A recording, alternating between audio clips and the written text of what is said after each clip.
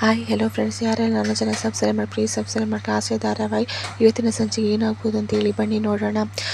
ದುಡ್ಡಿಗಾಗಿ ಮನೆಯವರೆಲ್ಲ ತುಂಬ ಟೆನ್ಷನ್ ಮಾಡ್ಕೊಳ್ತಿರುವಾಗ ಇತ್ತ ಸೂರ್ಯ ಸುಸ್ತಾಗಿ ಬಂದಿರ್ತಾನೆ. ಇತ್ತ ಶಾಂತಿಗೆ ಒಂದು ಯೋಚನೆ ಬರುತ್ತೆ, ಮನೆ ಪತ್ರ. ಇತ್ತ ಸೂರ್ಯನ ಹತ್ರ ಶಾಂತಿ ಹೇಳ್ತಾಳೆ, ಏನಪ್ಪ ಇವತ್ತು ದುಡ್ಡಿಗಾಗಿ ಏನು ಮಾಡೋದು ಅಂತೇಳಿ.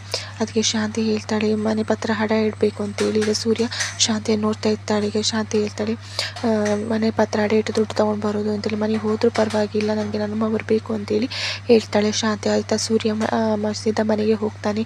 ಮನೆಗೆ ಹೋಗಿ ರೂಮ್ ಒಳಗೆ ಹೋಗಿ ಮನೆ ಪತ್ರ ಹುಡುಕ್ತಾ ಇರ್ತಾನೆ. ಮನೆ ಪತ್ರ ಹುಡುಕ್ತಾ ಇರುವಾಗ ಎಲ್ಲೂ ಮನೆ ಪತ್ರ ಸಿಗುವುದಿಲ್ಲ. ಇತ್ತ ಸೂರ್ಯ ಯೋಚನೆ ಮಾಡ್ತಾನೆ, ಎಲ್ಲೂ ಹೋಯ್ತು ಮನೆ ಪತ್ರ, ಎಲ್ಲೂ ಕಾಣ್ತಿಲ್ವಲ್ಲ ಅಂತೇಳಿ. ಇತ್ತ ಸೂರ್ಯ ವಾಪಸ್ ಹಾಸ್ಪಿಟಲಿಗೆ ಬರ್ತಾನೆ. ಶಾಂತಿ ಕೇಳ್ತಾಳೆ, ಎಲ್ಲಿಯಪ್ಪ ಖಾಲಿ ಕೈಲಿ ಬಂದಿದೆ, ಎಲ್ಲಿ ಮನೆ ಪತ್ರ ಅಂತೇಳಿ ಕೇಳ್ತಾಳೆ. ಇತ್ತ ಸೂರ್ಯ ಹೇಳ್ತಾನೆ, ಮನೆ ಪತ್ರ ಎಲ್ಲೂ ಮನೆಯಲ್ಲಿ ಕಾಣ್ತಿಲ್ಲ ಅಂತ. ಇತ್ತ ಶಾಂತಿಗೆ ಶಾಕ್ ಆಗ್ತದೆ. ಶಾಕಲ್ಲಿ ಮನೋಜ ಮತ್ತು ರೋಹಿಣಿ ನೋಡ್ತಾ ಇರ್ತಾಳೆ. ಇತ್ತ ಸೂರ್ಯ ಕೂಡ ನೋಡ್ತಾ ಇರ್ತಾನೆ.